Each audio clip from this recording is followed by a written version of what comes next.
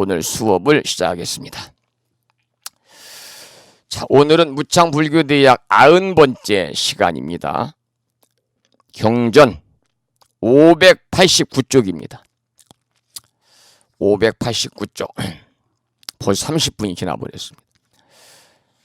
오늘은 좀 10시까지 하겠습니다. 그러니까 여러분들 졸리신 분들은요, 물도 한껏 떠다 놓고요, 좀 지금 일어나셔서 기지개도 한번 펴시고, 방이 너무 따뜻하면 좀 보일러도 끄시고요, 이렇게 차분히 앉아서 지금부터 1시간 30분 동안 10시까지 함께 공부하도록 하겠습니다. 이 우리나라는 이 다종교 사회다 그랬는데, 저는 언젠가 그런 말씀을 드렸어요. 대한민국은 종교 대형마트다. 종교 백화점이다. 우리나라처럼 그 종교에 대한 자유를 보장하는 나라도 없습니다. 그리고 세계 각국의 수많은 종교가 한국에 털을 잡고 있어요. 그러다 보니까 가족끼리도 이 종교가 다 달라요. 물론 이제 가족끼리 종교가 같아야만 그 집안이 편안합니다. 종교로 인해서 갈등을 겪는 집안도 상당히 많습니다. 그런데 우리나라는 이렇게 다종교 사회이기 때문에 옛날에 이제 할아버지 같은 경우 이 유교를 따르는 집안들도 있잖아요. 유교. 또 할아버지는 유교를 따라서 이렇게 요즘에 보면은 이 도심지마다 이 유교의 그러한 풍습이 남아 있어 가지고 그 단체들도 많이 있어요. 그런데 나가시는 분도 계시고, 할머니는 절에 다니시고, 또 아들 며느리는 성당 나가고, 손주들은 교회 나가고, 조카들은 원불교 교당에 나가고, 또 사돈들은 이슬람 성지에 나가고, 이렇게 이제 전부 다 가족끼리, 물론 이제 종교는 각자 선택의 자유가 있습니다만은, 물론 어떤 종교를 믿느냐 하는 것은 각자가 자유롭게 선택할 권리가 있어요. 그렇지만은 될 수 있으면은 이제 가족들이 하나의 종교를 믿는 것이 오히려 집안이 편안하고 서로 종교에 대한 이해도가 높아질 수가 있겠지요. 그런데 여기서 이제 중요한 것은 뭐냐면요, 본인들이 절에 다니든 교회 다니든 천주교 다니든 간에 중요한 것은 가족들을 바른 길로 다 인도하려고 할 거예요. 어느 종교를 믿든지 간에. 그러나 그 종교에 따라서 약간씩은 그 종교의 근본적인 그러한 이 근간이라든지 또 종교에 추구하는 거라든지 이런 것들이 조금은 대동소이할 수가 있습니다. 여기 효도에 관한 얘기가 나왔는데요, 세상의 예법에 따라서 부모님을 잘 우리가 봉양하는, 모시는 것도 효도지요. 그런데 이보다 더 좋은 효도는 부모님의 이름을 욕되지 않게 하고 부모의 뜻을 따르는 것이다 그랬어요. 저는 이 말에 100번 동의를 합니다. 정말 자식이 부모에게 효도하는 것은요, 부모님 이름 석자를 욕되게 하지 않아야 되고, 그리고 제일 중요한 것은 부모님의 뜻에 거역하지 않는 거예요. 부모님의 뜻에 따르는 겁니다. 그런데 이것은요, 이 세상에 생하는 효도입니다. 세속에서 말하는 효도예요. 정말로 중요하고 바람직한 효도는 부모님을 바른 길, 바른 길. 그러니까 여기서 바른 길이라고 하는 것은 뭐냐면 우리 불교적인 표현을 빌으면 부모님을 부처님 가르침을 통해서 함께 성불할 수 있는 그 곳으로 인도하는 거죠. 이 자녀가 부모에게 효도하고 부모가 자녀를 위하는 길은 바른 사상과 가르침으로 인도하는 것이다. 이건 제 말이 아니라 부처님이 하신 말씀이에요. 자녀가 부모에게 효도하고 부모가 자녀를 위하는 가장 뛰어난 길은 바로 바른 사상과 가르침으로 인도하는 것이다. 이렇게 부처님께서 말씀을 하고 계세요. 그래서 여러분들께서도 부모님이 더 계시면, 물론 이 강의를 들으시는 우리 법우님들의 친부모님 또는 우리 우바 여성불자인 보살님들은 또 친정부모님, 시댁 부모님들, 거사님들은 본가의 부모님, 처가의 부모님들, 연세들이 계시니까 이 강의를 듣는 법우님들이 아마 많은 분들이 어르신들이 세상을 떠나셨을 거예요. 그런데 아직 생존하고 계시는 부모님이 계신다면, 이건 저희 개인적인 생각이거든요.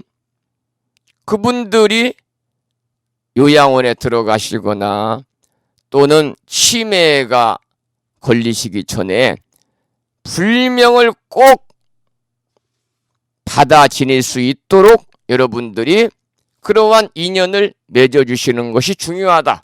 저는 그렇게 생각합니다. 우리 절에 큰 행사 때마다 대전에서 오시는 그 이 해관거사님이라고, 올해 병신생이니까 65세인데 이 거사님이 평생을 중고등학교에서 교편생활을 하다가 62살에 정년 퇴직을 했어요.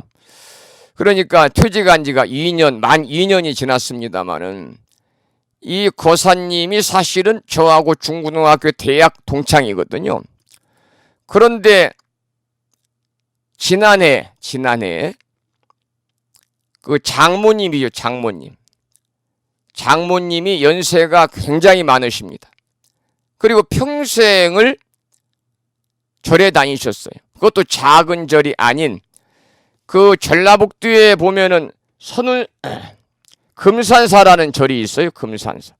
금산사는 유일한 미륵도량이면서 천년고찰이죠. 말 그대로 천년고찰. 그래서 대한불교 조계종의 제17 교구분사거든요. 그곳을 전라북도 김제에 시집 오면서부터 지금까지 평생 동안 다니셨음에도 불구하고 불명이 없으시다는 거예요.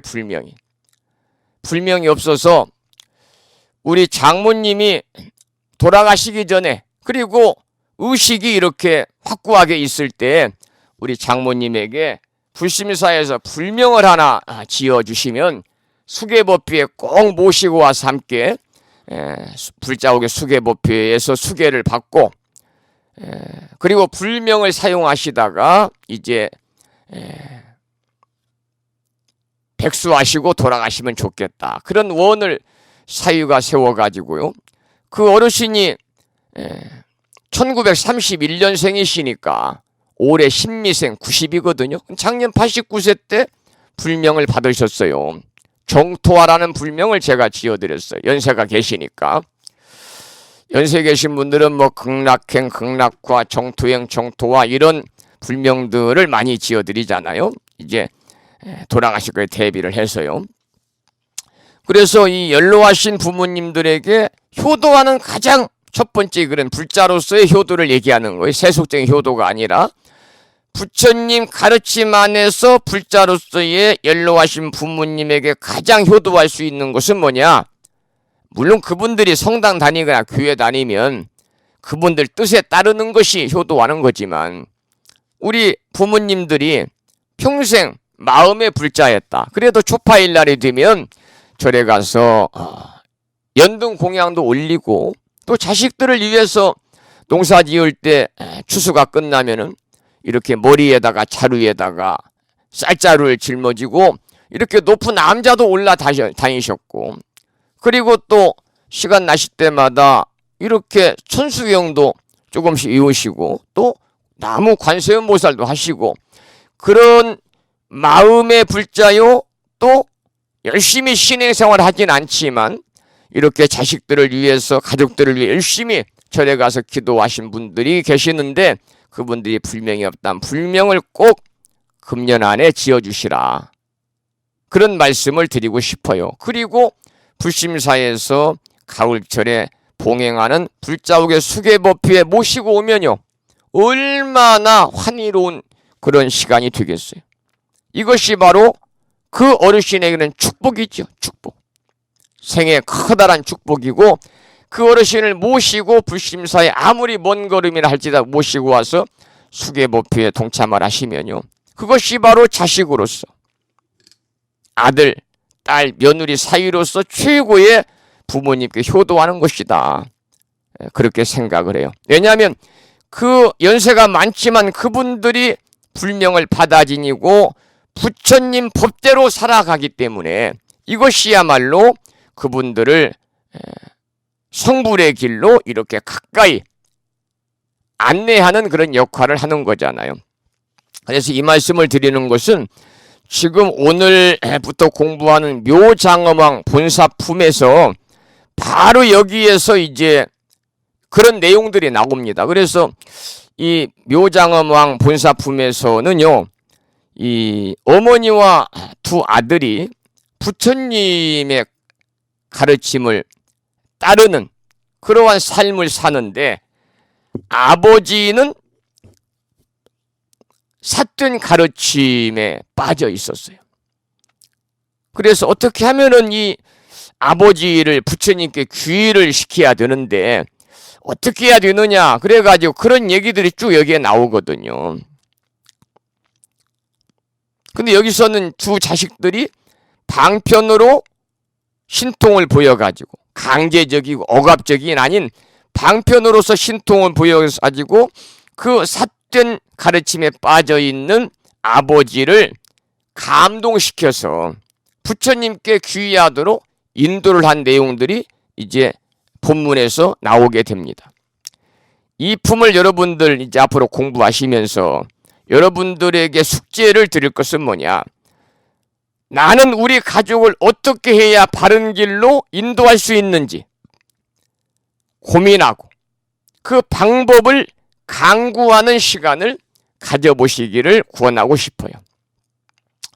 자, 그러면 이제 본문 들어가겠습니다. 먼저 591쪽의 운뇌음 열애를 읽어보겠습니다.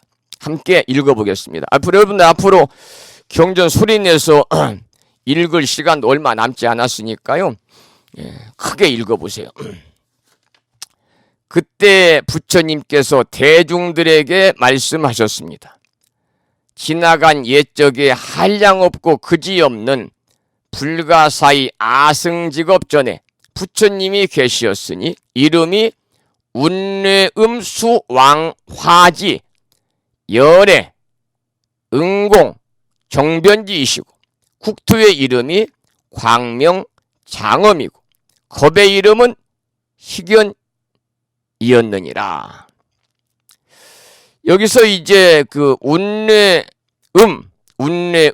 수왕화지 열애라고 그러잖아요. 여기 나오는 열애 응공 정변지까지만 나왔습니다만 이 내용은 열애 시포의 내용 중에서 3가지만 나온 거예요. 대부분 이렇게 나올 때는 그 열애 시포가 쭉 나와요. 특히 이제 부처님께서 뒤에도 오늘 수기하는 내용이 나오시거든요. 수기하는 내용이 나올 때 다음 생에 언제 이렇게 부처가 될 것이다 하는 그 예언을 하시는데, 그때는 빠짐없이 그 이 열애 000 열애라고 하는 그 호칭 명호 뒤에 9가지가 붙어서 10가지의 열애 시포가 꼭 나오죠. 이 부처님의 위대한 독성을 나타내는 그 10가지 명칭이거든요. 그것을 우리는 열애 시포다, 그렇게 말을 합니다.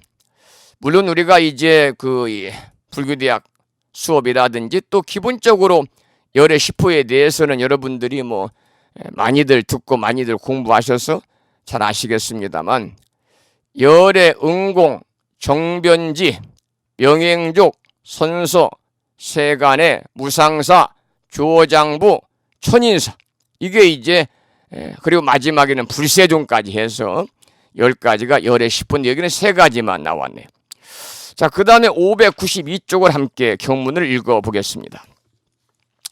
그 부처님의 법 가운데 임금이 있으니 이름이 묘장엄이요, 부인의 이름은 정덕이며, 두 아들이 있었으니 하나는 정장이요, 다른 하나는 정안이었느니라. 이 두 아들이 큰 신통의 힘과 복덕과 지혜가 있고 오래전부터 보살이 행하는 도를 닦았으니 이른바 보시바람일다, 지게바람일다, 인욕바람일다, 정진바람일다, 선정바람일다, 지혜바람일다, 방편바람일다와 자비희사와 내지 37품의 도를 돕는 법을 모두 분명하게 통달하였느니라. 또 보살의 정삼매와 일성숙삼매, 거기에 수가 아니라요, 잘숙자입니다. 한자로 숙자인데 그 수라고 나와서 기억을 더 붙이세요. 일성숙삼매와 정광삼매와 정색삼매와 정조명삼매와 장엄삼매와 대위덕장삼매를 얻었는데 이런 삼매도 모두 통달하였느니라. 여기서 이제 아까 말씀을 드린 것처럼 가족 중에서 자식을 둘을 둔 가족이잖아요. 그런데 부인의 이름이 정덕이에요. 부인의 이름. 그러니 자식들로 봐서는 어머니는 정덕이고 정덕보살이고, 두 아들은 정장, 정안입니다. 정장, 정안. 그런데 그 아버지가 임금입니다. 임금인데 아버지만 그 어머니인 부인인 정덕, 두 아들인 정장, 정안은 모두 다 부처님께 귀의를 해서 부처님을 따르는 그러한 불자로서의 그러한 삶을 살아가는데, 그 아이들 입장에서 아버지이자 임금인 묘장엄이라는 임금은 이렇게 사된 가르침에 빠져 있었던 거지요. 그래서 이제 묘장엄에게 이렇게 정장과 정안에 두 아들이 있는데, 이 아들이 닦아서 지닌 큰 신통과 복덕, 지혜와 보살행에 대해서 이렇게 소개를 하고 있어요. 그리고 뒤이어서 아버지 묘장엄을 교화하기 위해 신통을 보이기 때문에 두 아들이 어떤 신통을 지녔는지도 알려주고 있는 거예요. 전부 신통 얘기 나오잖아요. 그리고 육바라밀과 자비이사의 사무량심과 보살행은 우리 불자들이 실천해야 할 덕목이죠. 여기에 37 도를 돕는 법도 닦았는데, 사념처, 사정근, 사신족, 오근, 오력, 칠각지, 팔각, 팔정도까지 모두 닦았다. 그만. 여기에다가 더해서 여러 가지 삼매도 다 통달했다. 이렇게 나오잖아요. 여기에 이제 육바라밀이 나와. 육바라밀과 자비이사의 사무량심과 이런 것들이 이제 보살행인데 우리 불자들이 닦아야 할 그러한 실천 덕목이다, 그런 말씀을 제가 방금 드렸어요. 이 보살의 6가지 수행 덕목이죠. 여러분 전부 집에 절달력, 불심사에서 보내드린 달력 벽에 이렇게 붙어있죠. 거기 보면은 월화수목금토 보시, 지계, 인욕, 정진, 선정, 지혜라고 쓰여 있잖아요. 요일 옆에가.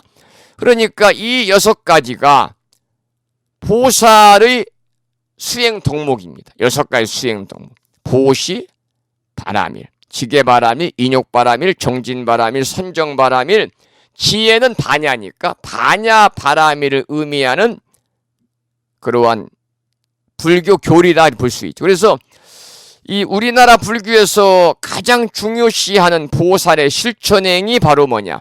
육바라밀의 실천행입니다.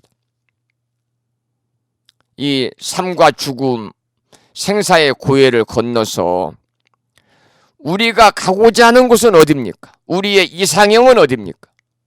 구경, 열반이라고 그러잖아요. 생사의 고해를 건너서 이상경인 열반의 세계에 이르는 실천 수행법이 바로 육바라밀입니다. 보시직의 인욕정진, 선정, 반야바라밀. 이 자기의 인격 완성을 위해서는요, 원시불교의 고진멸도 사성제, 그리고 팔정도의 가르침만으로 충분합니다. 그런데 대승불교에서는요, 여기에 만족하지 아니하고 보살의 수행법으로 대승불교에서는 팔정도를 채택하지 않아요. 육바라밀이라는 독자적인 수행법을 택하고 있어요. 그것은 뭐냐? 팔정도가 자기 완성을 위한 항목만을 포함하고 있기 때문에 그래요. 여러분, 팔정도에 대해서 기초교리 공부하면서 다 배우셨죠? 팔정도. 팔정도는 37 조도품의 마지막에 나오는 그 수행 방법입니다. 그래서 성스러운 8가지 도의 각기다 그래서 우리는 팔치성도라고 그러는데, 부처님이 고진멸도 사성제 중에서 마지막 멸성제를 성취하는 수행 방법으로 설한 가르침이에요. 그래서 정견, 바른 지혜잖아요. 정사유 그럽니다. 바른 생각, 정어, 바른 말, 정업, 바른 행위, 정명, 바른 생활, 정근, 정정진 그러죠. 바른 노력, 정념, 밝은 마음, 정정, 바른 명상, 이런 겁니다. 그런데 이 팔정도는요,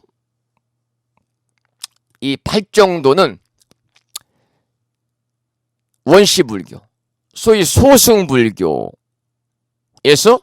채택한 수행 방법이에요. 그러니까 여기에는 자리만 있어요. 자리. 이타가 없어요. 그래서 이타가 충분하지 않으니까 이 보시와 인욕 같은 이러한 이 정말 대사유적인 항목을 포함하고 있는 육바라밀이 대승불교에서는 보살의 수행법으로 맞다고 생각이 되었기 때문에 우리나라, 대만, 중국, 일본 이런 대승불교권의 불교에서는 육바라밀 수행법을 가장 중요시하는 그러한 보살의 실천행으로 여기고 있습니다. 그러니까 육바라밀의 수행법에서 이제 가장 먼저 보시가 가장 나오잖아요. 보시를 제일 먼저 둔 까닭은 뭐냐면, 사유의 모든 사람이 상호협조적인 보시 자선을 행하는 것이 대승불교로서는 가장 필요한 정신이었기 때문이에요. 자, 이런 점을 좀 아시고, 이 구체적인 보시바라밀, 지게바라밀, 인욕바라밀, 그리고 정진바라밀, 선정바라밀, 반야바라밀에 대해서는 여러 번 공부를 했지요. 그래서 여러분들 다 알고 계실 거고, 아침 방송이나 또는 불교대학 기초교리 과정이라든지 우리가 지금까지 공부한 대학원 과정에서도 몇 차례 설명을 드렸기 때문에 설명을 줄이도록 하겠습니다. 그리고 여기 보면 37 조도품이라고 하는 말이 나와요. 37 조도품이다. 사념처, 사정근, 사신적, 오근, 오력, 칠각지, 팔정도까지 다 닦아버린 거예요, 여기다가. 그런데 이게 뭐냐면 37 조도품이거든요. 전부 37가지 깨달음을 얻기 위해서 수행하는 37가지 방법이에요. 여러분들 592쪽 가장 밑에 마지막 줄부터 593쪽 제 위쪽에 나와 있는 사념처, 사정근, 사신조, 오근, 오력, 칠각지, 팔정도. 여기 나온 것은 하나, 둘, 셋, 넷, 다섯, 여섯, 일곱 가지인데 사념처에는 네 가지가 있어요. 그러니까 일곱 가지가 전부 다 사념처, 사정근, 사신조, 오근, 오력, 칠각지, 팔정도를 세분화하면 37가지 방법이 드는 거죠. 그래서 깨달음 얻기 위해 수행하는 37가지의 방법을 우리가 37조도품이다 그래. 그런데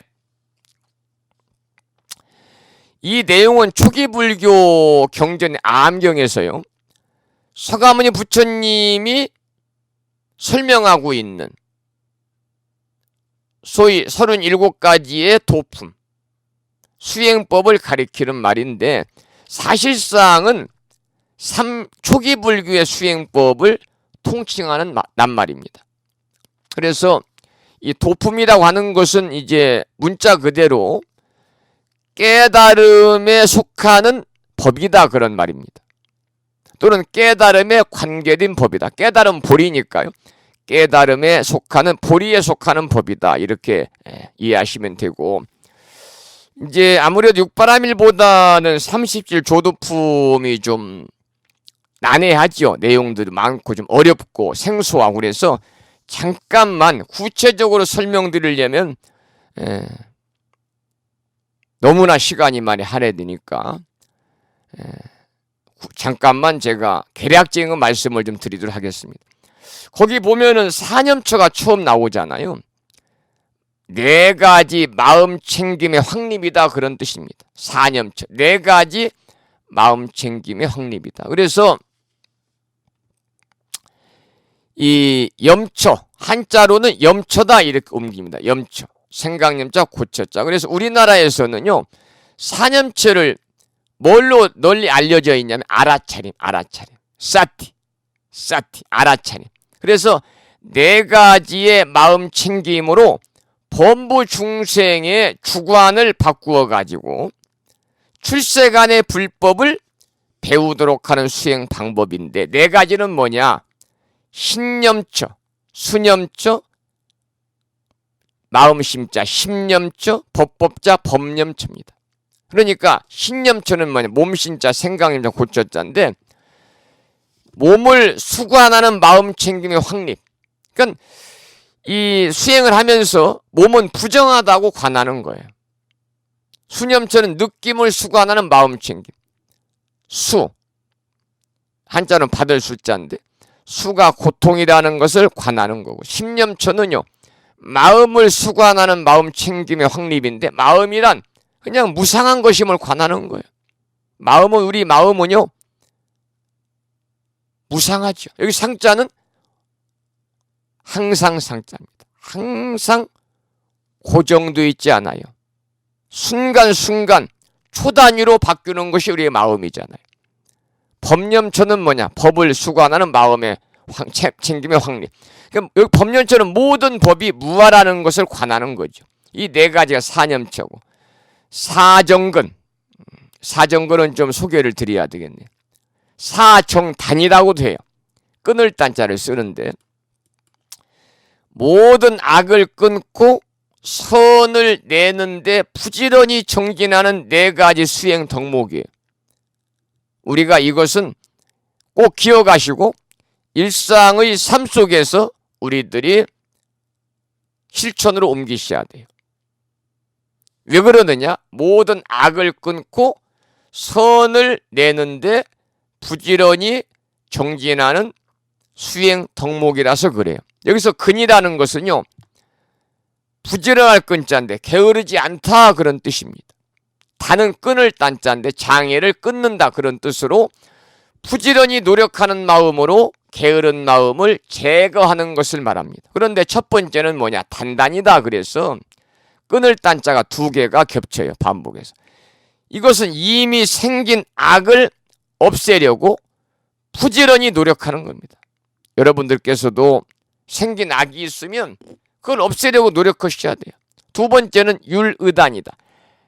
아직 생기지 않은 악을 미리 방지하려고 부지런히 노력해야 됩니다. 세 번째는 수단, 따를 숫자거든요. 보화로 자, 끈을 딴자. 그래서 이미 생긴 선을 더 증장시키려고 부지런히 노력하셔야 돼요. 마지막은 받을 숫자, 끈을 딴자, 수단입니다. 아직 생기지 않은 선을 생기도록 부지런히 노력해야 된다. 그래서 사정근, 사정단은요, 악을 끊고 선을 내는데 부지런히 정진한 네 가지 수행의 덕목이니까 여러분들이 이 네 가지 수행을 덕목을 잘 마음속에 새기고 일상의 삶에 접목시켜서 행으로 옮기면 여러분들이 나태하고 게으른 마음 모두 제거하는 것은 물론이거니와 그리고 이미 생긴 악은 없앨 수 있고 아직 생긴 악은 악이 생기지 않도록 미리 방지할 수 있고 이미 생긴 선은 더 증장시키고 아직 생기지 않은 선은 생기도록 우리가 노력할 수 있다. 그런 말씀을 드리고요.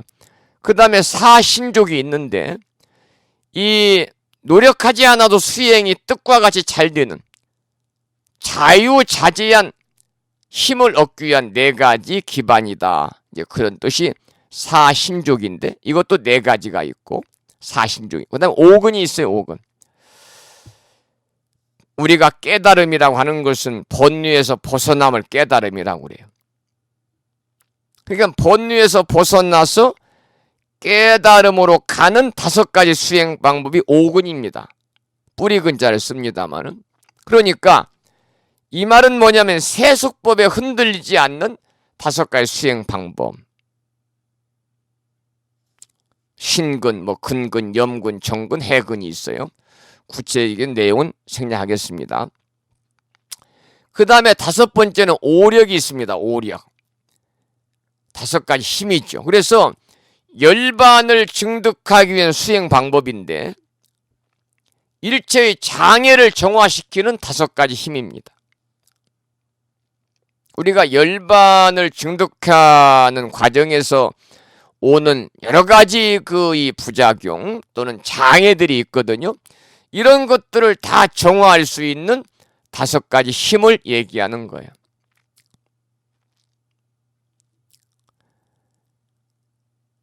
그 중에 가장 중요한 것은 믿을 신자, 힘력자, 신력입니다. 우리는 부처님의 가르침을 믿어야 됩니다. 그리고 불법을 믿고 진리 아닌 것은 절대 여러분이 따라서면 안 됩니다. 그러니까 부처님 법대로 사셔야 되는 거예요. 그래도 명색이 불교대학원 과정을 2년 동안 공부하시고 그 대승불의 꽃이라고 하는 법화경을 2년 동안 오늘까지 90회에 걸쳐서 우리가 공부를 했는데 이런 우리 법우님들이 진리 아닌 것을 따르면 안 되잖아요. 그러니까 정법을 쫓아가시라. 정법이 아닌 삿된 길은 전혀 여러분들이 쳐다보시면 안 돼요. 이게 실력입니다. 실력. 그 다음에 이제 두 번째는 정직력인데 다른 말로 부지런할 근자를 써 근력이라고도 하죠. 그래서 힘써 수행해야 된다. 여러분들이 물론 불법을 믿고 진리 아닌 것을 따르지 아니하고 정법으로 여러분들이 불자로서의 그러한 이 정진을 하신다고 그래도 중요한 것은요. 노력하지 않으면 안 돼요. 힘써 수행해야 돼요. 더 나아가서는 선을 부지런히 지으시고 악을 버리는 데에 여러분들이 전념하시는 수행을 해야 된다 그 말이죠. 세 번째는 염력, 생각염자, 힘력자. 매사에 바르게 생각하시고 자칫 그릇된 생각이 들면 그걸 그냥 버려야 됩니다. 오로지 올바른 부처님 법대로만 수행에 전념하셔라. 그 다음에 네 번째는 정력, 정할 정자. 그래서 마음을 항상 우리 불자들은요 한 곳에 모아서 흐트러지면 안 돼요. 그래서 우리가 선정바람이 있잖아요. 선정을 닦으라 그러잖아요. 이 말은 뭐냐? 선정을 통해서 선정을 닦아서 흐트러지는 우리의 자신의 마음을 바로 잡아라. 그래야 어지러운 생각이 일어나지 않는다. 이게 정력이고 마지막에 다섯 번째는 오력 중 해력인데 제가 이 오력을 강조해서 설명드리는 건 중요하니까 그래요. 부처님의 가르침을 꿰뚫어 보는 거예요. 힘이에요. 해력은 지혜자, 힘력자. 부처님의 가르침을 꿰뚫어 보는 힘. 그러니까 그러기 위해서는 어떻게 됩니까? 지혜를 닦아야 돼요. 경전 말씀을 통해 스님의 법문을 통해서 도반들과의 그러한 교류를 통해서 여러분들이 부처님 법 안에서 부처님 가르침 안에서 지혜를 닦아야만이 살면서 어리석은 생각을 우리가 없앨 수 있어요. 이것이 바로 해력입니다. 그래서 오력이 중요하고 그 다음에 이제 여섯 번째는 칠각지라는 게 있어요. 그래서 깨달음으로 이끌어주고 깨달음에 도움이 되는 7가지 수행 방법이거든요. 이것은 생략하겠습니다. 다 중요하지만 그래도 중요한 부분만 지금 말씀을 드리고 있어요. 마지막 37조도품 중에 뭐가 나와요? 593조 가장 윗줄에 8정도가 나오잖아요. 8정도.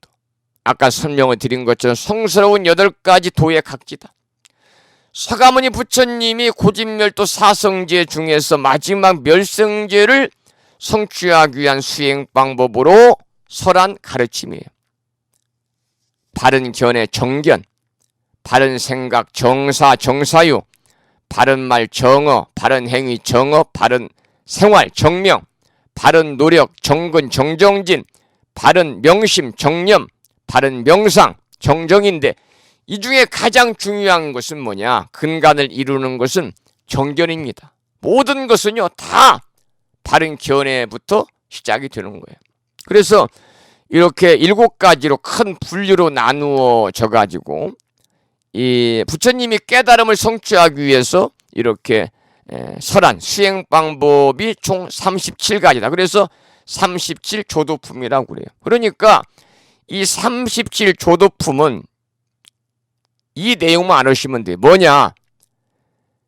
탐진치 삼독에 갇혀있는 우리 중생들을 부처님께서 해탈의 길, 열반의 길로 이끄는 깨달음의 수행법이 그러니까 중요하죠.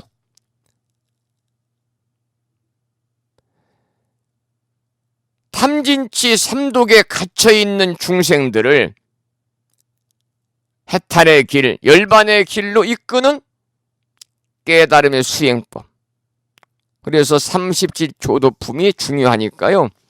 시간 관계상 자세하게 설명을 못 드렸습니다만은 이 내용을 여러분들이 요즘에는 뭐 인터넷 정보의 바다니까 웹사이트 뭐 다음이나 네이버에 가셔서 검색창에다가 37조도품 딱 치면 쭉 설명이 나오니까 그 중에서 설명이 잘 된 부분 이런 것들 여러분들이 클릭하셔가지고 보시면서 한번 익혀보시면 좋겠다. 그런 당부의 말씀을 드리고 싶어요. 그 다음에 이제 모든 삼매까지 다 통달했다는 얘기가 우리가 함께 읽은 경전에 나옵니다. 그래서 여러분들이 앞에서 우리가 묘음보살품 공부했잖아요. 거기에서 묘음보살이 삼매의 힘으로 84,000의 보배 연꽃을 변화로 만들어 놔두는 이야기가 나와요. 그것처럼 어떠한 능력을 발휘하기 위해서 중요한 것은요, 삼매의 힘이 중요한 거예요. 이걸 우리는 선정력이다 그래요. 선정력이 있어야 됩니다. 여러분들이 기도를 열심히 하거나 경전을 열심히 독송하거나 참선을 열심히 하거나 또는 진언을 열심히 염송하는 등 마음을 오롯이 모아서 일심으로 하면 삼매에 들 수 있어요. 그래서 우리가 연불삼매, 주력삼매, 간경삼매, 절삼매 뭐 그러지 않아요? 또 진언이라든지 또 다란이를 열심히 염송하면 또 주력이 주문의 힘이죠. 키워집니다. 그래서 이 다란이 중에 대표적인 것이 대비신주잖아요. 신묘장구 대다란이. 신묘장구 대다란이를 하루에 100번씩 외우는 기도를 하는 사람도 있어요. 그러니까 일심으로 하면 선정의 힘이 그만큼 키워진다는 것이죠. 선정의 힘을 제대로 키우기 위해서는 뭐가 중요하냐? 집중하는 노력이 필요하다. 그것이 바로 정진력이 필요하다. 그러니까 선정력이 갖추어지면은 자신이 표현하려는 것은 모두 다 자유자재로 표현할 수 있다 그 말이죠. 특히 우리 한국 불자들이 가장 많이 이 주력기도는요, 대다라니 주력기도를 가장 많이 하잖아요. 신묘장구 대다라니 대비신주를 가장 많이 외우고 가장 많이 독송하는 것 같아요. 이 상당히 길잖아요. 82구로 되어 있어요. 82구. 나모라, 다나다라, 야이야, 나막, 알야. 이 할 때 지금 제가 나모라가 1구, 다나다라가 2구, 야이야가 3구, 나막, 알야가 4구, 바로기제, 세바라야가 5구 이렇게 되거든요. 그래서 이 82구에 총 몇 자냐면 442자입니다. 그게 바로 신묘장구 대다라니에요. 그러니까 여러분들이 외워서 해도 되고 아니면 그냥 보고 읽어도 되고요. 우리가 일부러 외워야 되겠다 집착하면 외웠지도 않아요. 자연스럽게 경전 보면서 기도하다 보면 나도 모르게 이렇게 외워지는 것이 영원히 잊어지지 않는 그런 그 이 암기의 하나의 그 이 비결이죠. 자, 그러면 여기서 중요한 것은 바로 뭐냐? 선정력을 갖춰야 된다. 선정력. 그러기 위해서는 우리가 일심으로 기도하든 또는 뭐 참선하든 정을 읽든 사경을 하든 절을 하든 어떤 기도든지 여러분들이 일심으로 오롯이 마음을 모아서 한 마음으로 열심히 정진하면 선정의 힘이 키워진다는 거죠. 그럴 때 정진력이 증장이 됨으로 인해서 우리들의 자신이 표현하려는 모든 것을 자유롭게 표현할 수가 있고 그러한 선정력의 힘으로 또 우리들이 원하고자 하는 일들도 마음과 뜻대로 이루어진다 그런 말씀이죠. 자, 이제 두 아들의 교화 방편이 나와요. 두 아들 정장, 정안 두 아들의 교화 방편을 경문을 읽어보겠습니다. 594쪽입니다. 그때에 그 부처님이 묘장엄왕을 인도하고 중생들을 어여삐 생각함으로 이 법화경을 설하였느니라. 이때 정장, 정안 두 아들이 그 어머니에게 가서 10손가락과 손바닥을 합하고 말씀드렸느니라. 원컨대 어머니시여 운례음 수왕 화지 부처님이 계신 곳에 가십시다. 저희들이 모시고 가서 친근하고 공양하고 예배하겠습니다. 왜냐하면 이 부처님이 모든 천신과 인간 대중 가운데서 법화경을 설하시니 마땅히 들어야 합니다. 그러니까 이 아들 정안, 정장, 정안 두 아들이 어머니에게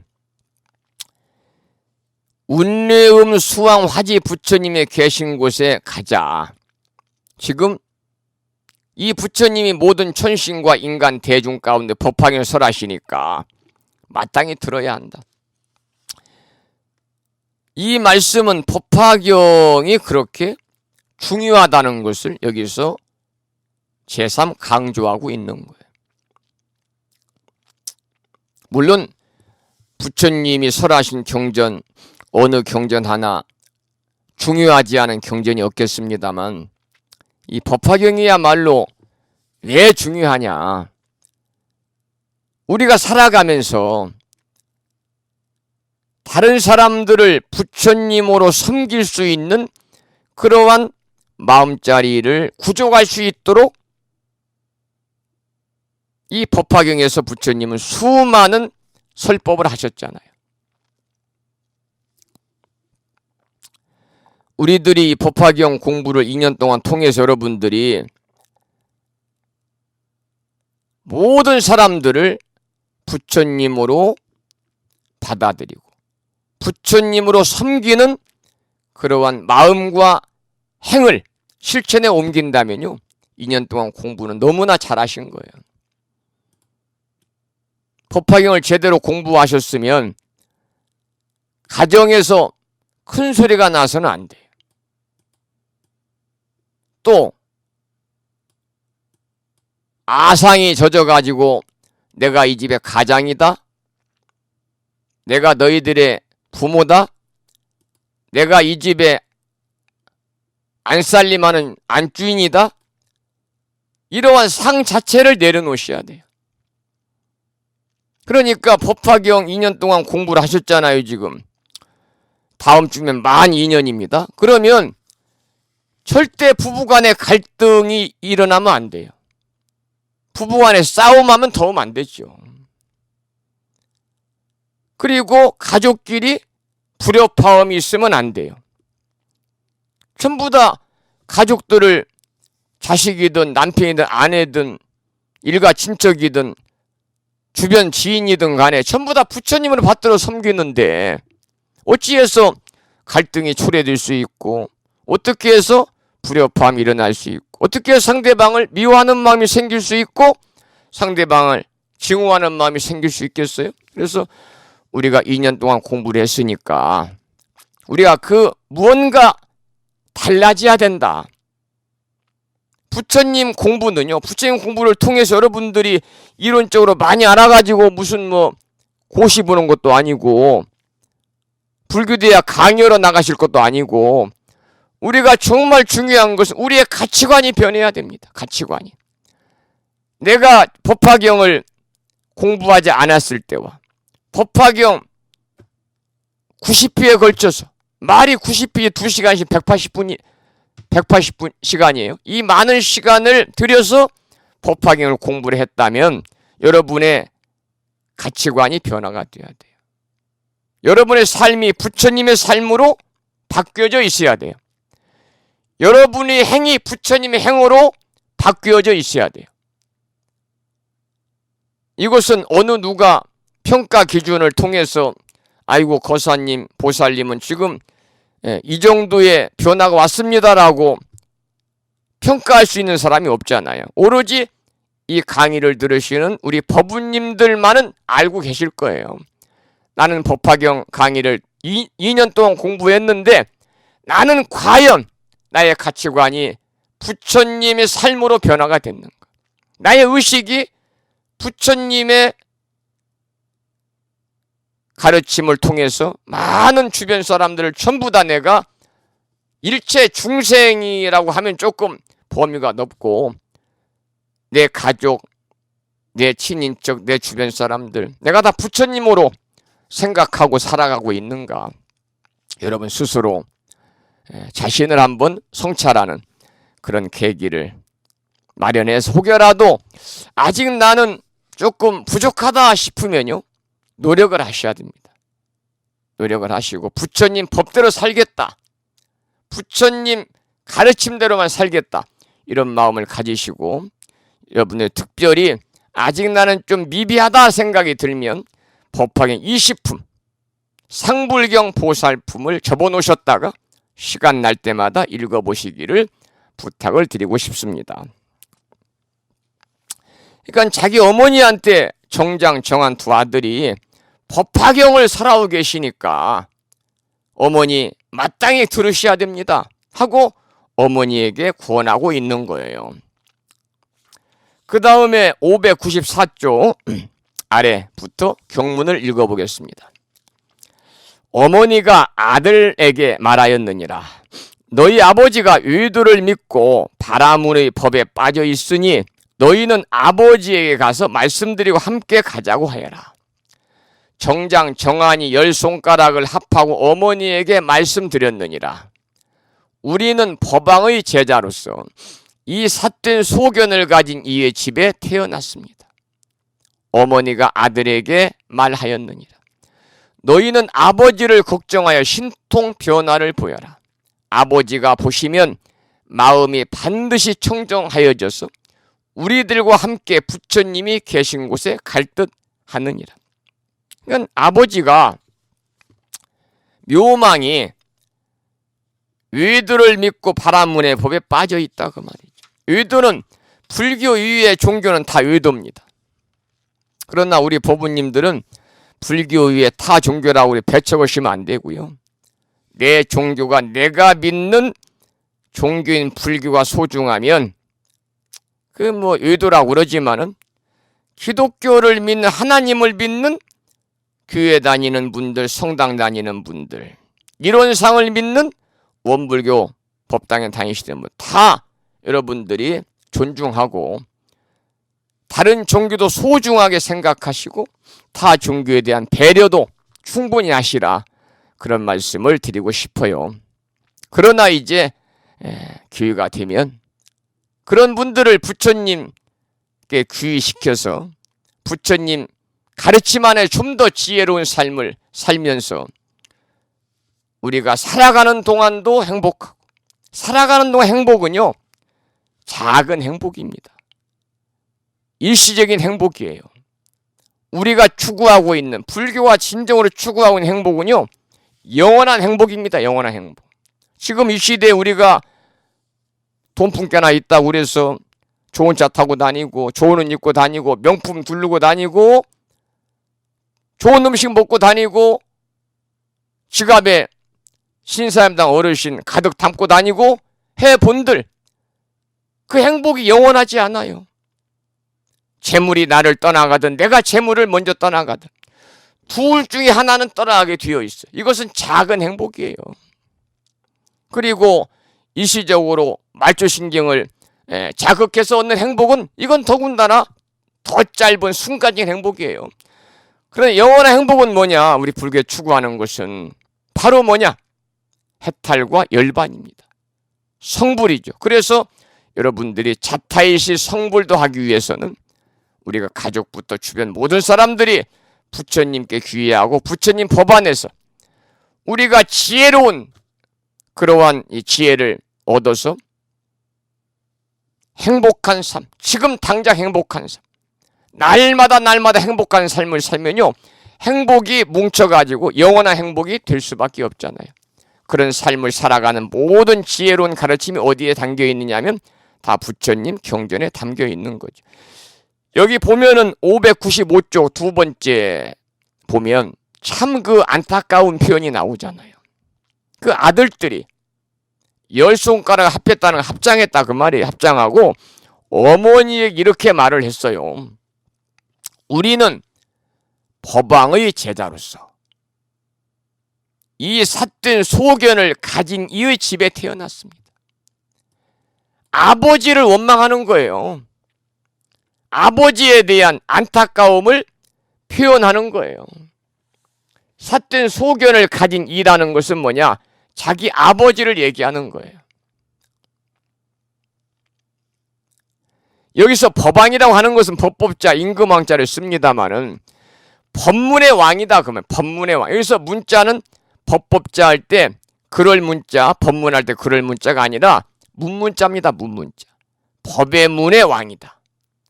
그래서 서가모니 부처님을 달리 표현하는 말입니다.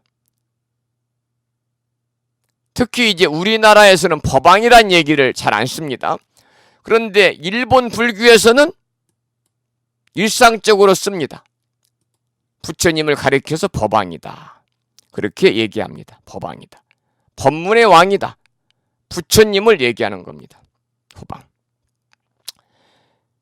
우리는 법왕의 제자로서, 그러니까 우리는 이 아들들 정장, 정안이 우리 형제는 부처님 제자다 그 말이죠. 그런데 이 삿된 소견을 가진, 삿된 위도를 믿는 아버지 밑에 태어났다. 그런 말이죠. 그러니까 어머니가 아들들에게 말했어요. 어머니도 역시 불자이기 때문에 말씀이 굉장히 유순하잖아요. 그렇지 않고 부처님 제자가 아니라면 그냥 막바로 육두문자가 나갈 텐데 자식들에게 너희는 아버지를 걱정해서 신통 변화를 보여봐라. 아버지가 너희들이 보이는 신통한 변화의 모습을 보시면 반드시 탁한 마음이, 위도를 믿는 그 탁한 마음이 청정해져서 우리들과 함께 부처님이 계신 곳에 갈 것 같다. 이렇게 아들들에게 타일르고 있어요. 그러니까 운례음수 왕화지 부처님께서 법화경을 설하시자 두 왕자는 어머니를 모시고 거기에 가서 부처님을 뵙고 법화경을 듣고 싶어가지고 부처님 예경을 올리고 싶은 거죠. 그래서 어머니에게 함께 가십니다 이렇게 청원했는데 어머니는 당신보다는 아버지의 허락을 받고 함께 모시고 하는 게 더 중요하다 이렇게 말을 하죠. 그러자 두 왕자가 마음이 편하지 않았어요. 그래서 자신들은 부처님 가르침을 바르게 믿고 따르는 법왕자인데 어쩌다가 사또인 가르침을 믿는 아버지를 두게 되었는가 하고 찬탄을 하는 거죠. 이때 어머니가 현명한 제안을 합니다. 아들들에게 신통 변화를 보여가지고 네 아버지 마음을 되돌려라. 그래서 자식들과 함께 합심해서 남편을 교화하는 거예요. 교화하는 거. 바로 우리도 이 대목에서 우리가 두 왕자와 같이 신통력이나 법력을 보이기는 어렵잖아요. 그러면 우리는 어떠한 방편을 써서 이렇게 가족들 중에서도 삿된 길을 간다든지 외도를 믿는다든지 아니면 다 절에 다니는데 나는 종교 필요 없다고 그냥 목에 힘주고 계시는 집안의 가부장적인 그러한 남편, 부모님을 어떻게 설득을 해서 부처님께 귀의를 시키느냐 하는 거 여러분들이 잘 한번 생각해 보시기 바랍니다. 중요한 방법은 여러분들이 달라지면 돼요. 달라지면 돼요. 제가 자주 말씀을 드립니다만 절진문턱을 넘어다닌 세월이 길면 길수록 달라지셔야 됩니다. 말 한마디, 물론 말 이전에 가치관, 생각이 달라져야 되겠죠. 그리고 말 한마디, 행동 하나하나 누가 보더라도 정말로 살아있는 보살과 같다고 얘기할 정도로 우리 절에 이제 불심사와 인연을 맺은 분들이 많이 계시잖아요. 오프라인을 통해서 인연을 맺은 분도 계시고 우리 절은 특이한 절이라서 온라인을 통해서 인연을 맺은 분들이 더 많아요. 대부분이에요. 그런데 그 수많은 인연을 맺은 법우님, 거사님, 보살님, 우바세 우바이 이 거사님, 보살님 중에서 정말 살아계시는 생불 같은 분들이 많이 계세요. 야, 저 보살님은 정말 살아계시는 보살님이시다. 제가 배울 것이 많고 그리고 제가 존경하고 싶은 분들이 많이 계세요. 바로 그런 분들은 일상의 삶이 부처님 법대로 사는 분들이에요. 부처님 법대로.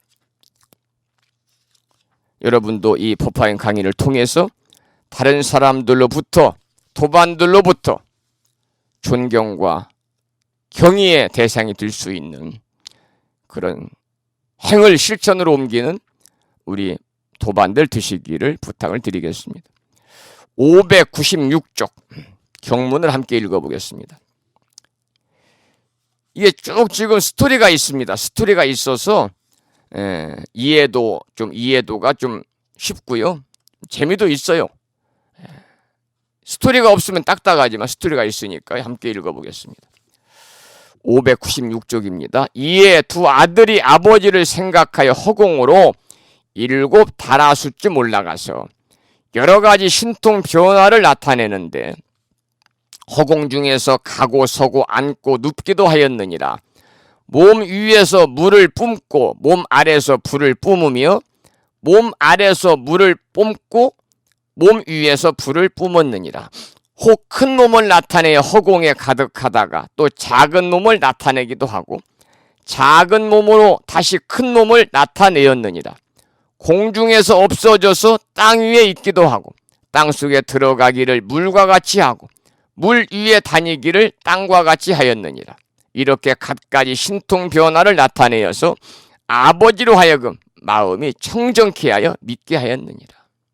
우리는 이 두 아들 정한 정정처럼 신통 변화를 보일 수는 없어요. 신통 변화를 보여서 신통력으로 절에 안 나가시고 또 다 불명을 갖고 있는데 유독 가족 중에 불명 없는 분도 계시잖아요. 이런 분들은 신통력으로 여러분들이 그 마음의 변화를 가져와서 그분들을 부처님 가르침으로 인도하는, 부처님 귀하게끔 하는 그런 역할이 힘드니까 먼저 우리가 신통력은 없으니까요.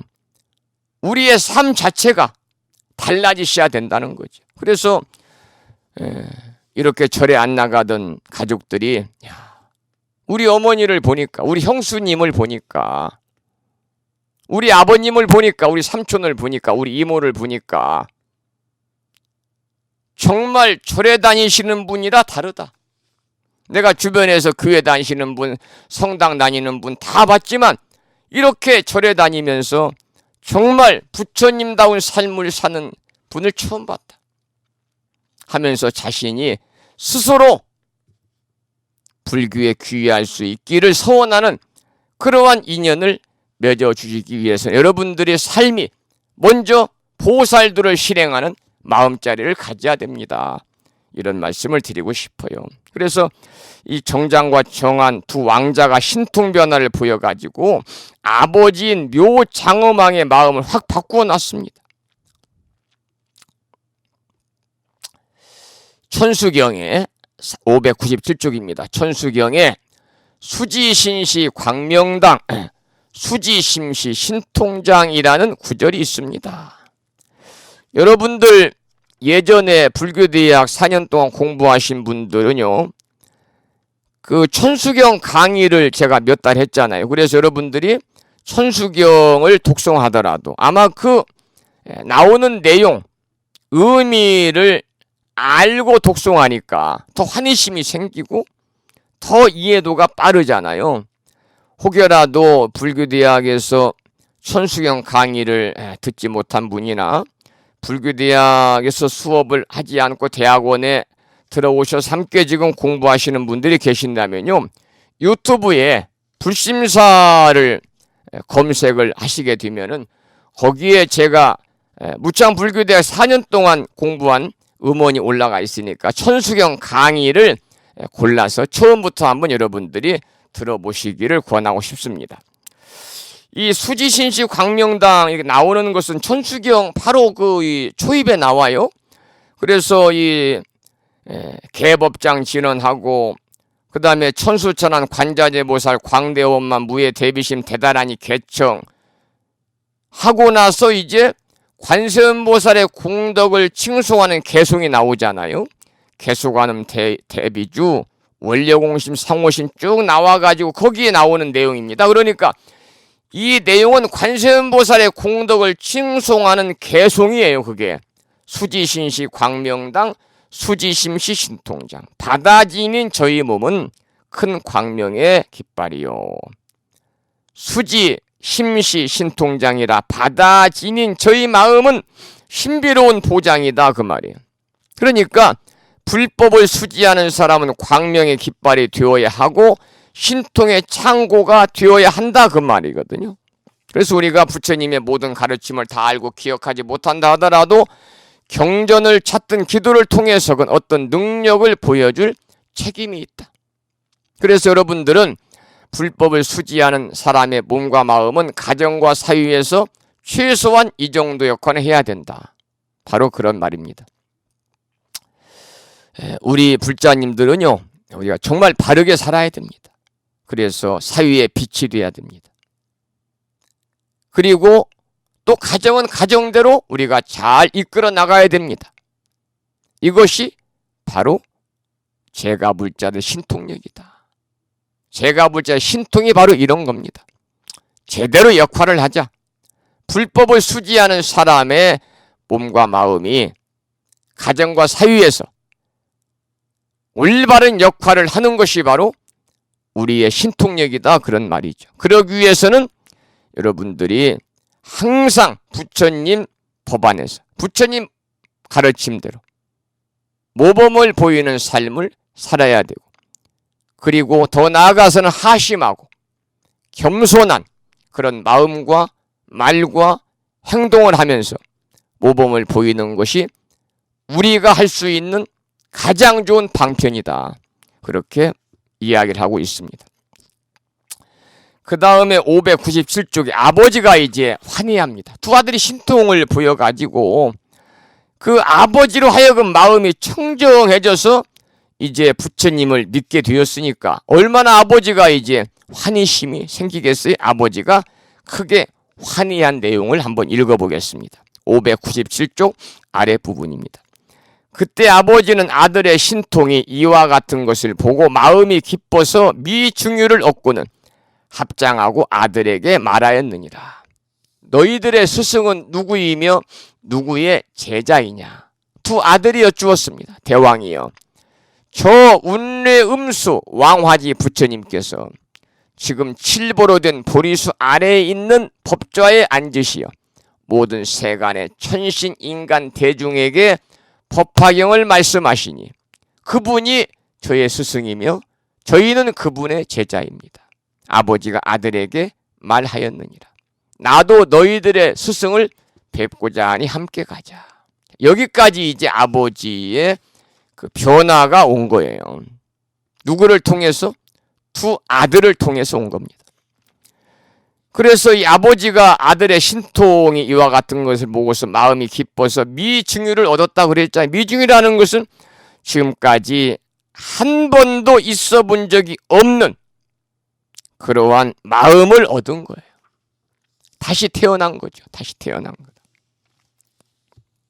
엊그제 서울에 사시는 두 법부님이 오셔서 한 분이 그 수학 선생님인데 보살님인데 쉬운 셋인데 올해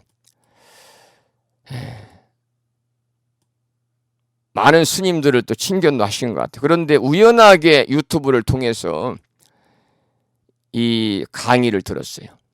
지장경 강의를 3번 들었다고 그래요. 22 곱하기 3, 66회. 평균 2시간, 140시간을 들은 거예요. 그리고 지금 법화경을 생방송을 듣고 있다는 거예요. 지금 이 시간 들으실 것 같아요. 그런데 그분께서 이제 불명을 받으시고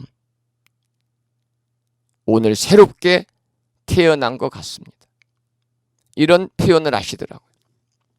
우리들이 살면서 불명 받은 것 인연으로 새롭게 태어났다고 그랬는데 여기에서는 이 아들들을 통해서 이렇게 의도를 믿고 그리고 정법이 아닌 그 사법을 추구했던 그 아버지인 왕이 아들들로 인해서 부처님께 귀할 수 있었으니까 이것보다 더 환희로운 일이 어디 있겠어요.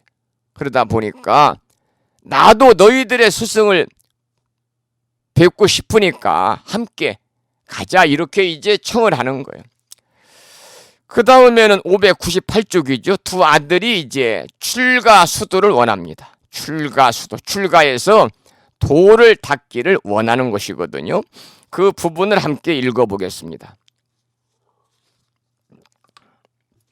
이에 두 아들이 허공에서 내려와 어머니 앞에 가서 합장하고 여쭈었습니다.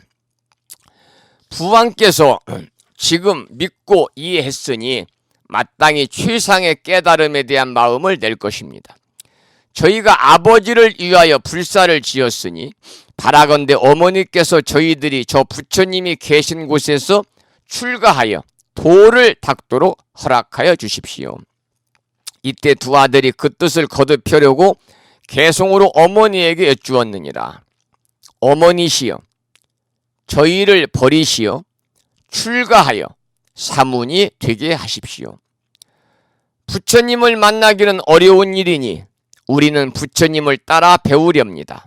우담바라 꽃을 만나기 어렵거니와 부처님은 이보다 더 만나기 어렵습니다. 온갖 어려움을 벗어나기는 더 어려우니 우리의 출가함을 허락하여 주십시오. 어머니는 말하였느니라. 너희들의 출가를 허락한다. 왜냐하면 부처님을 만나기 어렵기 때문이다. 자, 이제 이 정장과 정한 두 왕자가 자신들의 묘장엄왕을 위해서 불사를 지었다. 이 말은 뭐냐? 자기 아버지를 부처님께 귀의시켰다 그 말입니다. 사뚱길에서 사도를 믿는, 외도를 믿는 그 아버지에게 부처님의 정법을 믿을 수 있는 그러한 인연을 맺어 주었으니 이게 불사입니다. 불사. 그것을 보아서 우리들을 출가를 허락해달라 청하는 거죠. 여기서 나오는 불사, 부처불자, 일사자, 우리가 보통 불사라고 그러면은 절을 건축하고 전각을 짓고 탑을 세우는 일, 또는 부처님에게 금으로 옷을 입혀드리는 개금불사, 대웅전 불사, 일주문 불사, 눈에 보이는 형상을 쫓아가는 것을 대부분 불사라고 우리가 알고 있지만 사실은 경전을 찾아보면 부처님 가르침 그 안에서는요, 그런 의미의 불사는 없다는 거죠. 부처님께서는 사람을 제도하는 일을 불사라고 하셨고, 그래서 우리가 인재불사라는 말이 있잖아요. 인재불사. 인재불사. 불사 중에 가장 중요한 것은 저는 개인적으로 인재불사라고 생각합니다. 인재불사. 그리고 이제 한국 불교도 눈에 보이는 형상의 불사를 그만해야 됩니다. 왜냐하면 지금 인구가 계속 줄고 있잖아요. 더군다나 지금 70세 넘으신 노부살님들, 이분들이 75세 넘으신 노부살님들, 75세는 넘어야 노부살님이라고 하겠죠. 이 어르신들이, 보살님들이 얼마나 사시겠어요. 물론 우리나라의 평균 수명이 남자는 79세고 여자는 86세라고 그럽니다마는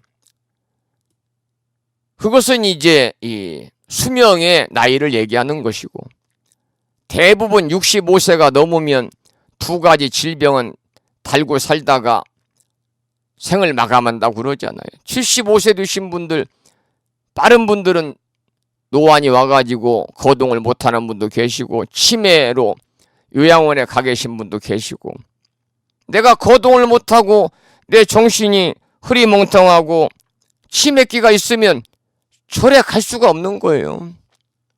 그러면 지금 한국 불교가 치마불교에다가, 시쳇말로 좀 폄하하면 경로당 불교에다가 노인정 불교인데, 앞으로 10년, 20년, 15년만 지나면 시골절들은 다 텅텅 빕니다. 첫째는 불자님들이 없어요. 불자가 없으면 그 절의 스님이 그 절을 지키고 포교하고 수행하려고 안 해요. 왜냐하면 생활이 안 되니까요.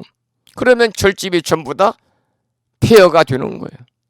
그런데 지금 우리나라에 좋은 그런 절들이 얼마나 많아요. 그래서 앞으로 한국 불교가 발전을 하면 눈에 보이는 형상의 불사보다는 올바른 스님 한 분을 제대로 배출시키는 불사, 인재불사가 참으로 시급한 일이고 가장 중요한 일이다.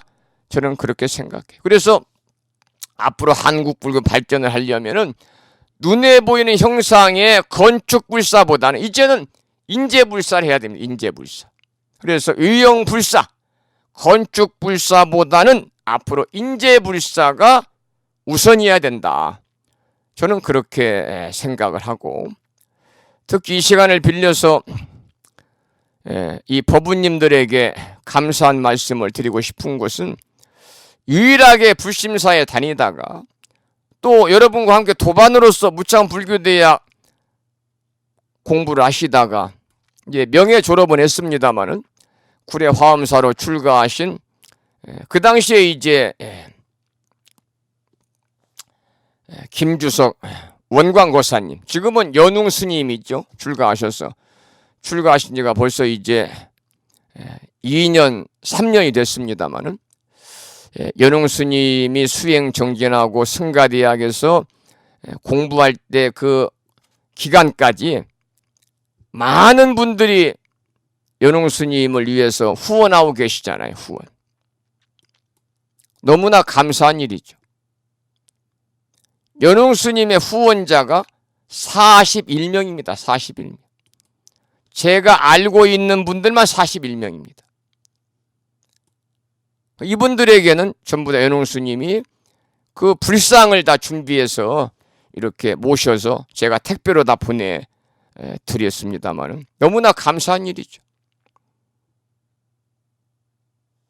이것이 바로 뭐냐면 인재불사 여러분들이 도움을 드리고 인재불사에 여러분들이 실천으로 옮기시는 거니까 대단히 중요한 것. 부처님께서는요, 절을 짓고 개금하고 뭐 이런 눈에 보이는 건축불사 이런 불사를 불사라고 안 하셨어요. 경전에서 한 말씀도 안 하셨어요. 사람을 제도하는 일을 불사라고 그러시고 당신의 가르침 법을 펴는 것을 불사라고 하셨습니다. 이게 인재불사입니다. 인재불사. 우리가 출가도요. 여기도 지금 보면은 두 아들이 이렇게 아버지에게 정장과 정한 두 왕자가 그 왕인 아버지인 그런 묘장엄왕에게 출가해서 수도해야 되겠다. 이렇게 이제 아버지에게 허락해 달라고 그러잖아요. 우리가 출가라는 것도요. 꼭 머리만 깎고 절로 들어가야만 출가인 것이 아닙니다. 삭발염이하는 것은 눈에 보이는 유형적인 출가입니다. 진정한 출가는 뭐냐? 마음이 바뀌는 것입니다.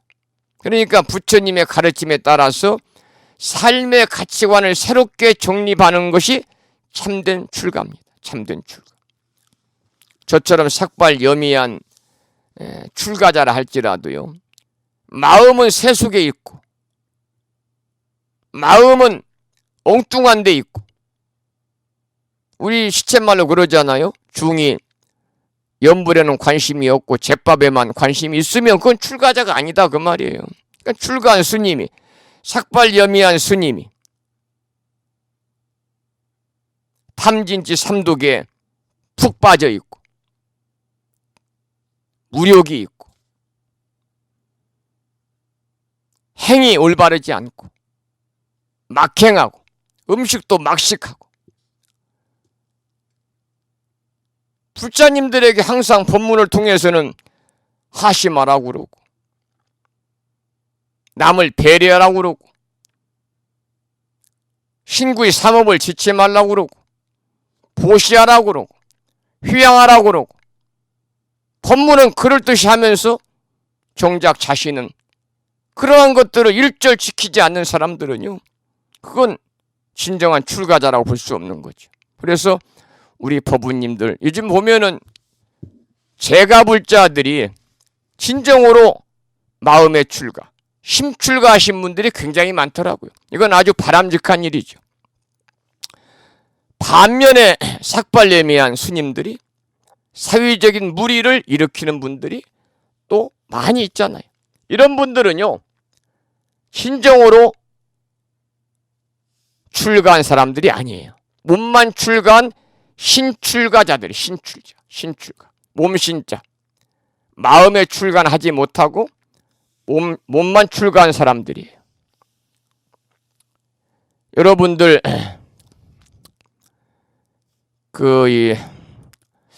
뭐 뉴스도 나오고 뭐 인터넷에 뜨고 신문도 나왔으니까요. 우리나라 천년고찰 중에 법주사라는 절이 있어요. 속리산 법주사. 아주 천년고찰이고 보물 그리고 국보 이러한 문화재들이 많은 곳입니다. 법주사. 이건 대한불교 조계종 제5교구 본사입니다. 5교구 본사. 그래서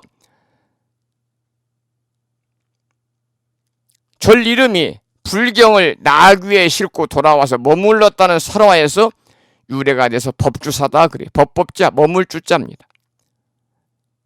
경전을 나귀에 싣고 돌아와서 의신조사가 창건했다 그래서 법이 머무는 절이다. 그래가지고 미륵신앙의 중심 도량인 법주사가 있어요. 그런데 여기에서 얼마 전에 소위 말하는 법주사 큰 스님들이 세계 문화유산에 등록된 대형 천년고찰 사찰 안에서 날이면 날마다 거금의 판돈을 걸어놓고 도박을 했어요. 그래가지고 대한민국의 조계종 총무원장 스님이 사부 대중과 국민들에게 참회문을 발표를 했습니다. 물론 이 스님들은 뭐 직무정지도 하고 지금 경찰에서 수사도 하고 그런 것 같습니다만 전부 다 고위급 스님들, 고위급 스님들. 고위급이 아니면 현금이 그렇게 많지 않잖아요. 고위급이니까 수천만 원씩 그냥 대놓고 도박을 밥 먹듯이 하고 새벽 3시면 도박이 예불로 바뀌어버려요. 이런 분들은 삭발 혐의를 했다 할지라도 근데 이런 분들을 큰 스님이라고 부르는 자체가 저는 아이러니하고 참으로 한심스럽다 그런 생각이 들어요. 그래서 삭발 혐의였다고 전부 다 스님은 아니다. 스님다운 행을 해야 스님이고 절에 다닌다고 전부 불자가 아니다. 불자다운 행을 할 때 불자다. 저는 그렇게 생각을 합니다. 자, 600쪽을 보겠습니다. 아주 뭐 중요하고 여러분들이 잘 아는 대목이니까요. 불법 만나기가 맹구 오목과 같다. 많이 들으신 얘기죠? 눈멀맹자, 거북구자, 만나루자, 나무목자. 불법 만나기가 눈먼 거북이 태평양 바다처럼 넓은 바다 한복판에서요. 널빤지가 있는데 떠다니는데 그것도 가운데 구멍이 뚫린 널빤지 구멍 속으로 목을 쏙 내밀고 올라와서 100년에 한 번씩 세상 구경을 하는 것과 같다 그 말이죠. 그렇게 불법만에 어렵다는 거죠. 우리가 자주 그런 말을 하잖아요. 열반경에 나오는 말입니다마는 인신난득이요 불법 난봉이다. 우리가 죽어서 육도로 윤회하는데 6가지 길 중에서 사람의 길, 인도, 사람으로 태어나기가 어렵고 사람으로 태어났다 하더라도 수많은 지구상의 수많은 인구들 중에서 사람들 중에서 부처님법 만난 사람들이 얼마 안 되잖아요. 그런데 여기서는 그거보다도 더 맹구목과 같다 그랬습니다. 그러면 본문을 한번 함께 읽어보겠습니다. 600쪽입니다. 600쪽. 이에 두 아들은 부모님에게 말씀드렸느니라. 거룩하십니다. 부모님이시여. 바라건대 이제 운례음수 왕화지 부처님 계신데 가서 친근하고 공양하십시다. 왜냐하면 부처님을 만나기 어려움이 우담바라 꽃과 같습니다. 또 유눈박이 거북이가 떠다니는 나무 토막에 구멍을 만나는 것과 같습니다. 이제 우리가 숙세의 복이 두터워서 금생의 불법을 만났습니다. 그러므로 부모님께서 저희들의 출가를 허락하시니 그 까닭은 부처님을 만나기 어렵고 그 시기도 만나기 어렵기 때문입니다. 여기서 부처님 만나기가 어렵다고 그랬잖아요. 뭐처럼? 우담바라 꽃을 만나는 것처럼 어렵다. 여러분들 우담바라를 실제 보신 적이 있으십니까? 우담바라. 없잖아요. 우담바라. 이 우담바라가 뭐 피었다 그래가지고 이렇게 절에서 홍보도 하고 그러는 전부 다 뭐 풀 잠자리 알이고요. 혹세 무민하는 것이고, 이 경전에서 말하는 이 꽃이잖아요. 우담바라. 이 인도에는 그 나무는 있다고 그래요. 그런데 평소에는 꽃이 없어요. 그러다가 3000년마다 한 번. 야, 3000년. 말이 3000년인지. 지금 불기 2564년이고 서기 2020년이잖아요. 3000년마다 한 번 피는 꽃이에요. 열애가 태어날 때나 전륜성왕이 나타날 때만 그 복덕으로 꽃이 핀다는 우담바라. 우담화라고 그래. 우담화. 그러니까 우담바라 꽃을 만나는 것보다 어렵다. 그리고 더 어려운 것은 유눈박이 거북이가 떠다니는 나무 토막의 구멍을 만나는 것과 어렵다. 아까도 말씀을 드렸습니다만 자바함경의 맹구경이라는 경전이 있습니다. 거기에 보면 눈먼 거북이가 100년마다 한 번씩 바다 위로 숨을 쉬기 위해서 올라오는데 그때 마침 눈먼 거북이가 큰 나무를 만나서 잠시 의지하고 숨을 쉬다가 내려갑니다. 그런데 그 나무에 구멍이 있어서 그 나무판 구멍에 목을 내밀고 편안히 숨을 쉰다 그 말이죠. 그러니까 넓고 넓은 바다 위에서 그 시간에 마침 그런 나무를 만나기가 쉬운 일이겠습니까? 아마도 로또 복권 당첨되는 것보다 훨씬 어려운 확률 억만 분의 1도 되지 않은 확률일 거다 그 말이죠. 그러니까 부처님을 뵙고 법을 듣는 것이 이보다 더 어려운 일이다 그 말이에요. 그러니까 지금 출가를 하려고 허락해 달라 그 말이죠. 그리고 그 마지막 부분에 보면은요, 600쪽 밑에서 두 번째 줄 보면 이제 우리가 숙세의 복이 두터워서 금생의 불법을 만났습니다. 그러므로 부모님께서 저희들의 출가를 허락하시니 그 까닭은 부처님을 만나기 어렵고 그 시기도 만나기 어렵기 때문입니다. 그랬거든요. 숙세의 복이 두터워서 금생의 불법을 만났다 그랬어요. 이 숙세라는 것은 과거세, 전세. 그래서 이 세상에 태어나기 이전의 세상을 얘기하잖아요. 숙세는. 이 숙세의 복이 두터워서 금생의 불법을 만났습니다. 이렇게 아들들이 얘기를 하는 거죠. 우리는 보통 전생에 지은 복이 많아서 부자로 산다든지 전생에 지은 복이 많아서 수명이 길다 이렇게 말하잖아요. 그런데 높은 자리에 올랐더라도 잠깐 판단을 잘못하면 형무소에 가기 바쁘고요. 국회의원 당선돼가지고 4년 동안 배지 달고 명예와 권력, 부를 다 쥐고 있던 사람도 이번 공천에 받아가지고 공천에 떨어지면 끝이고 공천 받아도 4월 15일 날 유권자들의 그러한 지지를 못 받으면 금배지가 날아가잖아요.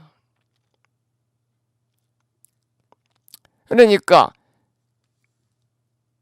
잠깐 판단을 잘못하든지 잠깐 자신의 그러한 이 판단이 잘못되면은요, 아무리 높은 자리에 있던 사람도 하루아침에 그냥 평범한 사람으로 나락으로 떨어지는 것을 우리가 많이 볼 수 있죠. 이런 것을 우리가 이제 복이다, 높은 자리에 올라갔다, 한때 권력과 부와 명예를 줬다고 그래서 복이라 할 수는 없다 그 말이죠. 정말 우리가 좋은 복은 뭐냐? 다른 사람들처럼 평범하게 살면서 참된 삶의 의미를 깨달아가지고 부처님 법 안에서 바르게 사는 것이 가장 크고 좋은 복이다 그 말입니다. 그래서 이 두 왕자는 전생에 복을 많이 지은 덕에 내가 태자로 태어났다가 아니라 왕의 자식으로 태어났다가 아니라 내가 전생에 이 많은 복을 지어서 불법을 만났다 그렇게 말을 하고 있어요. 그러니까 명예나 재물이나 수명보다 중요하고 귀한 것이 뭐냐?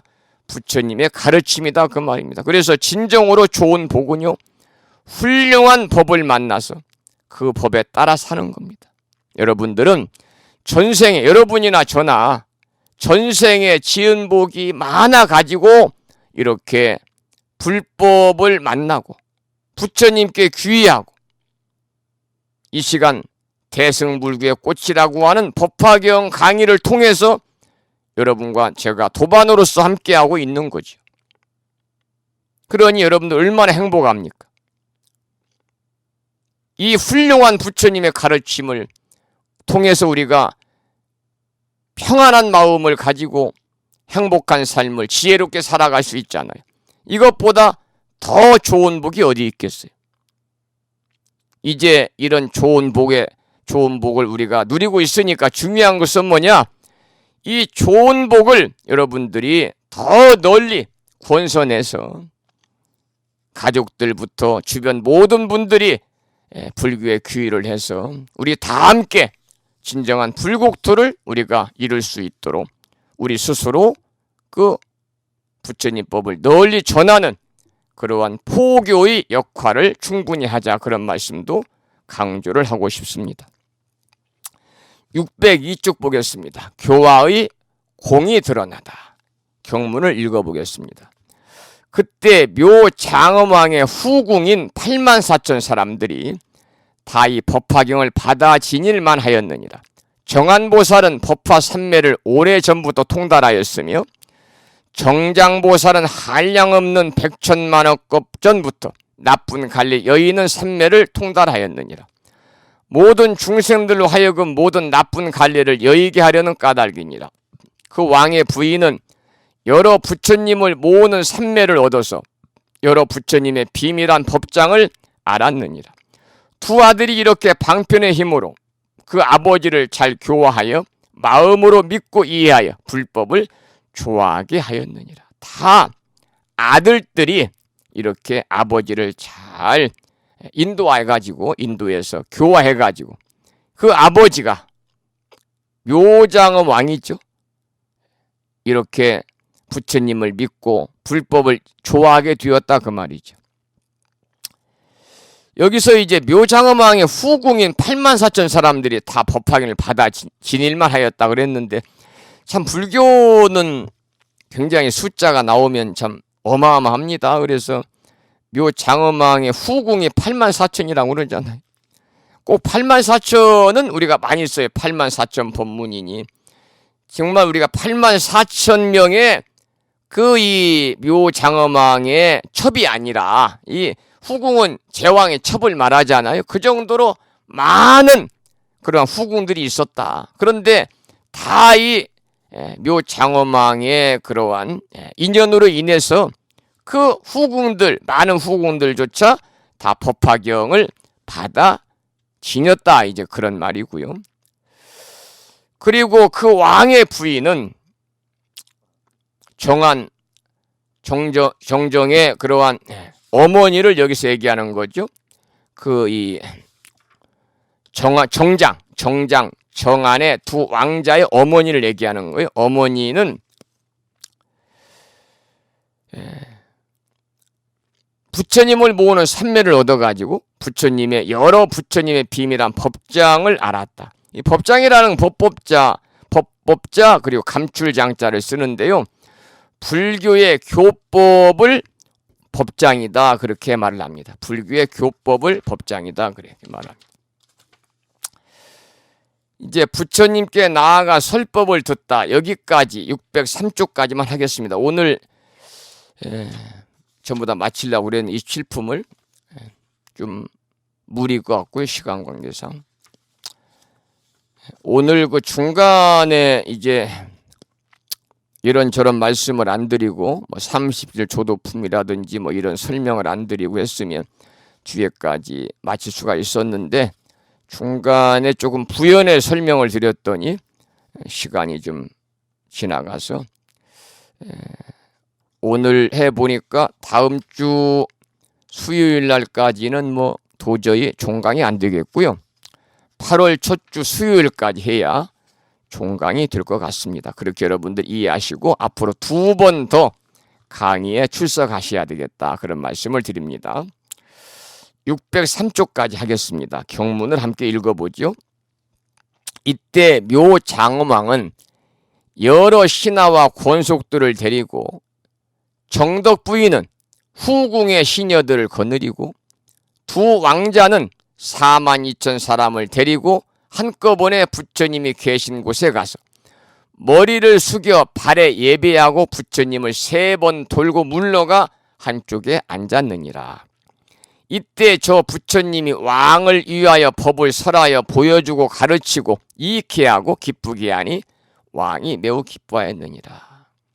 이제 이 묘장엄왕도 불자가 다 됐습니다. 그래서 이 묘장엄왕이 두 아들의 그러한 끈질긴 소위 말하는 포교의 노력으로 이렇게 삿된 길에 빠져서 외도를 추종하다가 이제 부처님 법을 만나가지고요. 이렇게 부처님 계신 곳에 가서 머리를 숙여 발에 예배하고 부처님을 3번 들고 물러가 한쪽에 앉아가지고 부처님의 법을 청해서 들을 정도가 됐으면 이제는 완전한 불자로 거듭났다, 이렇게 봐야 되겠죠. 모두 다 두 아들의 그러한 노력이죠. 그래서 우리는 이렇게 다른 사람들을 포교하는 그 마음을 꾸준히 가지고 계속 노력하면요, 다 포교할 수 있습니다. 여기서 우리가 그런 점을 좀 배워서 금년 한 해는 포교의 원력을 세우고, 그래도 우리가 분기별로라도, 분기별로 못하면 6개월에 한 분씩이라도 주변 분들에게, 가족들에게 포교를 해서 부처님께 귀의할 수 있는 인연을 여러분들이 만들어 주시기를 부탁을 드리도록 하겠습니다. 이렇게 온 가족이 모두 법회에 참석을 했어요. 지금 묘장엄왕, 또 두 아들, 또 왕비까지, 정덕 부인까지 모두 부처님 법을 듣기 위해서 이렇게 법회에 참석을 했습니다. 사실 정말 아름답고 바람직한 법회는 가족 법회입니다. 가족 법회. 가족 모두가 법회에 참석하는 일. 가족 모두가 매주 일요일마다 일요법회에 동참해서 함께 한다면 얼마나 그 가정이 화목하고 아름답고 모두가 부처님 법 안에 살기 때문에 정말 훌륭한 그런 가정이 되겠죠. 그런데 문제는 가족들 모두 절에 다니는 분들이 많지 않다. 설령 있다고 해도 함께 가족 법회에 동참하는 분들, 가족들이 모두 일요일만 되면 손에 이렇게 법요집을 모시고 다포를 모시고 염주를 모시고 절에 가는 집안들이 드물다, 그 말입니다. 한국 불교는 보살불교라고 그러잖아요. 거사님들이 없어요. 거사님들이. 그래서 거사님들이 혹여 법회에 가고 싶지만 가야 전부 다 보살님들이니까 보살님들 속에 끼어 앉아가지고 절하고 법문을 듣는 일이 쑥스러워가지고 가지 않으려고 하는 분들이 많아요. 다행히 요즘에 이제 큰 도시에서는 일요법회를 봉행하는 절들이 있는데 그래도 젊은 분들이 가족들이 다 함께 나와서 이제 예불 드리고 또 법문을 듣고 이렇게 정진하는 분들이 있어서 참으로 다행스럽다, 그런 생각이 듭니다. 이거야말로 정말 보기 좋고 그런 바람직한 모습이 아니겠느냐. 여러분들께서도 금년 한 해에 포교의 원력을 세워서 가대 가족부터 또 내 주변의 일가 친척부터 다 부처님 법안에서 함께 우리가 지혜로운 삶을 통해서 행복한 일상의 삶을 꾸려갈 수 있는 그런 인연을 맺어주시는 그런 원력을 세우시면 좋겠다. 그런 당부의 말씀을 다시 한번 드리고 싶습니다. 지금 그래도 이 무창불교대학 경전대학원에 51명이 강의를 듣고 계시는데요. 그 중에서 거사님들이 13분입니다. 13분. 51명 중에서 38명이 보살님들이시고 13분이 거사님들이기 때문에 그래도 이 공간에서는요. 거사님들이 상당히 많은 겁니다. 다른 절의 법회에 참석하시는 거사님들의 인원에 비하면 이 강의에 참석하시는 거사님들의 인원이 많아서 그래도 뿌듯하고 좀 다행이다 그런 생각이 들어요. 그런데 진도를 나가다 보니까 중간에서 이렇게 끝나서요. 단락 전에 마무리를 하기 위해서 604쪽까지는 해야 될 것 같네요. 그래야 마무리가 될 것 같아요. 604쪽 한번 읽어보겠습니다. 그때 묘장엄왕과 그 부인이 목에 걸었던 백천냥 값이 가는 진주영락을 풀어 부처님 위에 흩으니 허공 중에서 내 기둥의 보배대로 변화하였느니라. 대 안에는 큰 보배로 된 법상이 있어 백천만 가지 하늘에 옷을 깔았는데 그 위에 부처님이 결과부자하고 앉아서 큰 광명을 놓았느니라. 그때 묘장엄왕은 이렇게 생각하였느니라. 부처님의 몸이 희유하시어 단정하고 엄숙하고 특히 빼어나 제일 미묘한 색상을 성취하셨도다. 그래서 이 묘장엄왕은 부처님의 이렇게 모습만 보고도 그냥 감동하잖아요. 감동. 부처님 몸이 희유하셔가지고 단정하고 엄숙하고 특히 빼어나 제일 미묘한 색상을 성취하였다고 이렇게 찬탄을 합니다. 감동하는 거예요. 그러니까 묘장엄왕은 이제 아들들로 인해서 교화가 다 되온 거예요. 우리가 이 내용에서 우리들에게 던져주는 화두가 참으로 무겁습니다. 우리의 가족, 이웃, 친지들을 어떤 방편으로 나는 부처님 앞으로 인도할 것인지, 어떻게 해야 불법을 공부해서 존재의 실상을 깨닫고 바른 이치대로 살도록 우리가 주변 사람들에게 권선할 수 있는지 여러분들이 각자 오늘 이 시간 화두라고 생각하시고요. 잘 챙겨서 한번 화두를 풀어보시기 바랍니다. 자, 여기까지 오늘 수업을 했고요. 이제 2월 마지막 주 수요일 91번째 시간은 2월 26일 날이 되겠습니다. 그날은 605쪽 묘장엄왕은 사라수 왕불이 되리라. 이제 부처님께 귀한 묘장엄왕에게 수기를 내리시는 거예요. 수기. 대단하잖아요. 이제 다음 생에 사라수 왕불이 될 것이다.